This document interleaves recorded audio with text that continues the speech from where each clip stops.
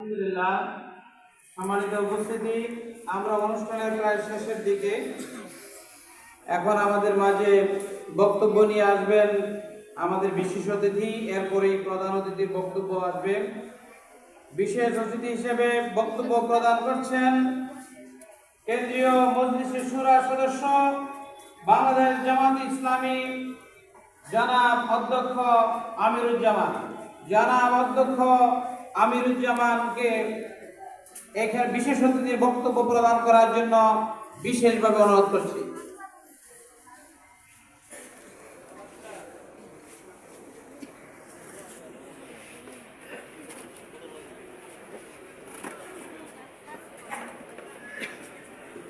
আলহামদুলিল্লাহ রাব্বিল আলামিন ওয়া আকিবাতু লিল মুত্তাকিন ওয়াসসালাতু ওয়াসসালামু আলা রাসূলিল আমিন ওয়া আলা আলিহি ওয়া সাহবিহি আজমাইন। আম্মা বা'দ, আউযু বিল্লাহি মিনাশ শাইতানির রাজীম। বিসমিল্লাহির রাহমানির রাহিম। ওয়া মা তাশাউনা ইল্লা আন ইয়াশাআল্লাহু রাব্বুল আলামিন। সাদাকাল্লাহুল মাওলানাল আযীম। আজকের এই ঐতিহাসিক কর্মী সম্মেলন এবং সুধী সমাবেশের সম্মানিত সভাপতি, মাটিরাঙ্গা উপজেলা জামাত ইসলামী আয়োজিত আজকের এই সম্মেলনের সভাপতি প্রিয় ভাই, এই উপজেলা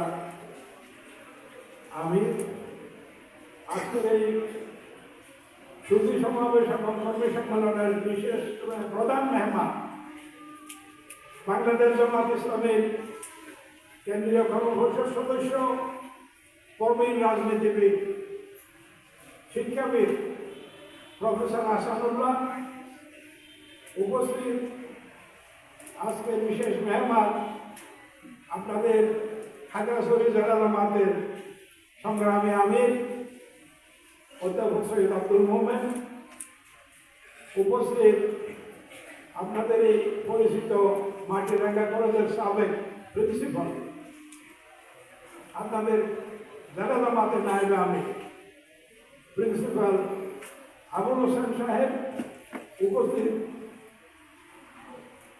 খাগড়াছড়ির কৃতি সন্তান অ্যাডভোকেট এমদাদুল হক ভাই সহ উপস্থিত অন্যান্য সম্মানিত নেতৃবৃন্দ, সমবেত সুধীমণ্ডলী, কর্মী ভাইয়েরা, সাংবাদিক বন্ধুগণ, আইনশৃঙ্খলা নিয়োজিত ভাই সব, আসসালামু আলাইকুম ওয়া রাহমাতুল্লাহি ওয়া বারাকাতুহু। আল্লাহর খুব শুকরিয়া। আমরা আরো গুরুত্বপূর্ণ আলোচনা শুনবো। সময় সংক্ষিপ্ত, আসরের আগে নাকি সকল প্রোগ্রাম শেষ, এই জন্য সময় সংক্ষিপ্ত। আমি আপনাদের সামনে যদি একটি বিষয় একটু আলোচনা করব, দৃষ্টি আকর্ষণ করব। আসলে বাংলাদেশ জামাত ইসলামীকে এদেশের জনগণ যেমন ভালোভাবে বুঝে নেয়, আমরা আমাদের এলাকার জনগণকেও আমরা আমাদেরকে ভালোভাবে বুঝতে পারি না। যে কারণে আমরা বাংলাদেশের 54 বছরে আমরা যতটুকু অর্জন করেছি, আমাদের যাবতীয় সব কিছুকে ভালোভাবে আমাদের জামাত ইসলামের টার্গেট এবং কর্মতৎপরতা, আমাদের ভবিষ্যৎ পরিকল্পনা বুঝেছেন বেশি আমাদের সেই বিদায়ী প্রধানমন্ত্রী, যিনি পলাতক প্রধানমন্ত্রী শেখ হাসিনা। যে কারণে তিনি আমাদেরকে একের পর এক জুলুম নির্যাতনের ইতিহাস অনেকে করেছে, শুরুতে সবাই আপনারাও জানেন। ফেরাউন নমরুদের শাসনামলও এরকম অত্যাচার নির্যাতন জনগণ করে না। 100 বছর শাসন করেছিল ফেরাউন,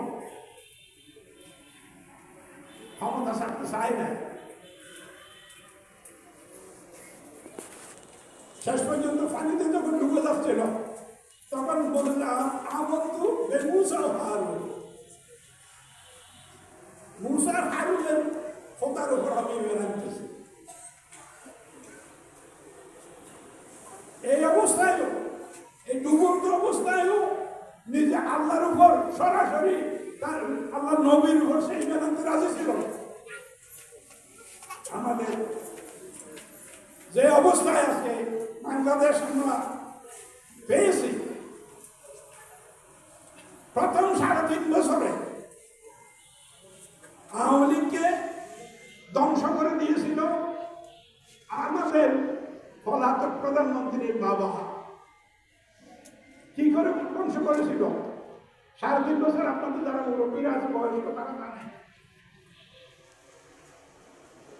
মরার পরে কেউ ইন্নালিল্লাহ পড়ে না।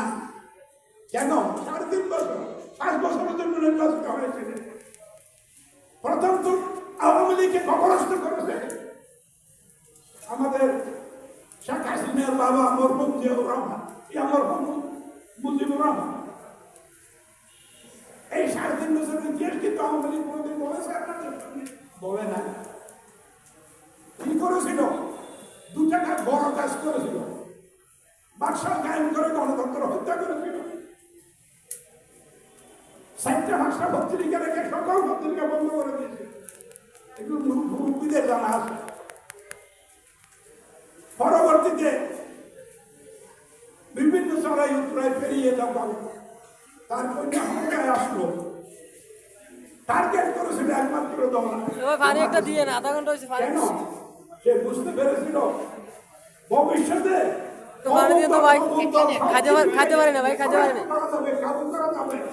কিন্তু বাংলাদেশ আমরা দুজন বুঝতে পেরেছিলেন বলে একের পর এক জামাত ইসলামীকে মামলা দিলেন। এই জন্য আমাদের অনেকের বাড়িঘর পর্যন্ত গোল্ড রাজার দিয়ে উঠে গিয়েছে।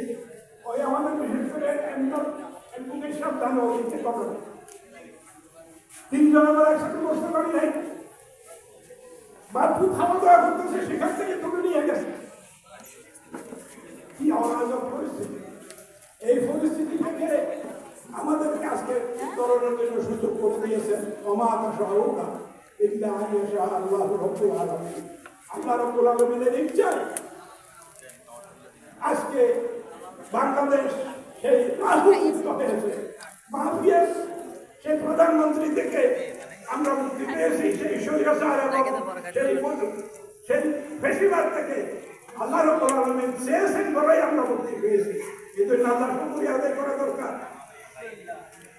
তো বন্ধুগণ, সুধী মণ্ডলী, আমি আপনাদেরকে বলতে চাই, জামাত ইসলামী এমন একটি রাজনৈতিক দল, বাংলাদেশ জামাত ইসলামের আমির বর্তমানে ডক্টর শফিকুর রহমান সাহেব, আর বক্তব্য শোনার জন্য মানুষের সব পাগল হয়ে গেছে। এবং তিনি এখন রাজনৈতিক নেতৃবৃন্দের মাঝে 1 নম্বরে চলে আসছে। এটা অনেকে সহ্য হচ্ছে না। সেনাবাহিনীর প্রথমে ওনার নাম নেই। ইউনূস সরকারের প্রধান, অন্তর্বর্তী সরকারের প্রধান, ওনার নাম নেই 1 নম্বরে। তিনি ঘটনাটা কি? এই জন্য অনেক বন্ধুগণ, অনেক বন্ধু বান্ধব এখানে একটু রাগমোষা দেখাচ্ছে। জনগণের মধ্যে জামাত ইসলামী এমন একটি রাজনৈতিক দল যেটা কেউ বুঝে নাই, এখন বুঝতে পারছে। আসলে প্রথম বুঝেছিল, জনগণ এখন বুঝতেছে। কিন্তু জামাত ইসলামী ডাক দিলে একটা ইউনিয়নে 1000 লোক জমা হয়। আমরা মিছিল মিটিং করতে চাচ্ছি না এখনো, জামাত ইসলামী এখনো এই অনুমতি দেয় নাই। আমরা মাঠে মধ্যে এই জনসভাটাকে মাঠে করতে পারতাম না। আমরা অত্যন্ত শৃঙ্খলাবদ্ধ একটি সাংগঠনিক দল, রাজনৈতিক দল। তো বন্ধুরা, অনেক বন্ধু রাজনৈতিক দলের নেতৃবৃন্দ আমাদেরকে বুঝতে চেষ্টা করে না। সমস্যাটা এখানে, বাংলাদেশ জামাত ইসলামী 60 দিনের জন্য আমলে যখন 3টা মন্ত্রণালয় 2 জন মন্ত্রী চালাইছিলেন, আমাদের অনেকের মুরব্বীদের ইতিহাস হয়তো জানা আছে কি? আছে নিশ্চয়ই। যুবক ভাইদের জানা দরকার। এই মোল্লা মৌলবীর দল, অনেকে মনে করে সাধারণ মানুষ, এরা কিভাবে দেশ চালাবে? নিজের হিসাব আমির জামাত 2টা মন্ত্রণালয় চালাইছিল। ওনাদের বিজয়ের পরে 5 বছর পরে একটি পয়সা, একটা ফার্দিন, একটা টাকা দুর্নীতি করেছে এরকম কোনো প্রমাণ সরকারের কোনো আইন শৃঙ্খলা বাহিনী গোয়েন্দা বিভাগ বাইর করতে পারে নাই। বরং বের করেছে একটা বিষয়, যে তিনি সরকারি মন্ত্রণালয় মন্ত্রী হিসেবে যে সুযোগ সুবিধা বরাদ্দগুলো পেত, সেই বরাদ্দের টাকাগুলো যারা খরচ করেছে, খরচ না করে করার পরে যা বাকি ছিল ওগুলো রাজস্বে সরকারি খাজাঞ্চিতে জমা করে দিয়েছে। এটা ইতিহাসে বিরল। এই জন্য বন্ধুগণ, সুধীমণ্ডলী, আমি আপনাদের অনুরোধ করবো, জামায়াত ইসলামী রাজনীতির জন্য রাজনীতি করে না। জামায়াত ইসলামী ইবাদত মনে করে রাজনীতি করে। জামায়াত ইসলামীকে অসংখ্যভাবে আমাদের নেতৃবৃন্দ, অসংখ্য নেতৃবৃন্দ একের পর এক সিরিয়ালি দুনিয়া থেকে বিদায় করে দিয়েছে, ফাঁসিতে আটকিয়ে, ফাঁসিতে লটকিয়ে। কেউ কি কখনো ক্ষমা চেয়েছে? ওনারা মনে করেছে এটা আমি ইবাদতের চূড়ান্ত পর্যায়ে। আমরা যদি কেউ যদি মানা করে, প্রশাসন বা মন্ত্রী, আমার এলাকার এসপি সাহেব যদি মানা করে, মসজিদে যাইও না, নামাজ পড়িও না, আমি আপনি কি নামাজ ছাড়বো? না। জামাত ইসলামী এরকম একটা ইবাদতের বিষয়। জামাত ইসলামী আন্দোলন আল্লাহর কোরআন এবং রাসূলের সুন্নাহর আলোকে দেশ পরিচালনা করলে দেশের কল্যাণ হবে, মানুষের কল্যাণ হবে, সমাজের কল্যাণ হবে। যার যার অধিকার সে বুঝতে পারবে। ইমাম পরিষদের চেয়ারম্যান যদি জামাত ইসলামী করে, আপনার দরবারে ঘরে ঘরে আপনার রিলিফ পৌঁছায় দিবে।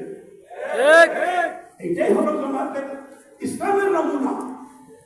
এইটাকে অনেকে ভয় করে, না জানি এরা যদি ক্ষমতা একবার আসে, একবার যদি ইউনিয়ন পরিষদের চেয়ারম্যান হয়, একবার যদি পৌরসভার মেয়র হয়, একবার যদি জেলার এমপি হয়ে যায়, তাহলে না জানি কেমন পর্যন্ত বলতে আর আমাদের আর কোনো স্বপ্ন বস্তু হইতে হবে না। আমি আপনাদের অনুরোধ করবো, জামাত ইসলামীকে জানেন, বুঝবেন। জামাত ইসলামের ক্ষেত্রে অপবাদ, অপপ্রচার হচ্ছে, এগুলো কান নিয়েন না। আপনি কান ছিঁড়ে যান, কোনো সমস্যা নাই। আমির জামাত বলেছেন, আমরা সকলকে সম্মান করি, সব শ্রেণীর মানুষকে সম্মান করি, সব দলের মানুষকে সম্মান করি, সকল জাতি, এখানে কোনো সংখ্যালঘু নাই। সবাই আমরা বাংলাদেশে যারা জন্মগ্রহণ করেছি, আমরা সবাই বাংলাদেশের নাগরিক।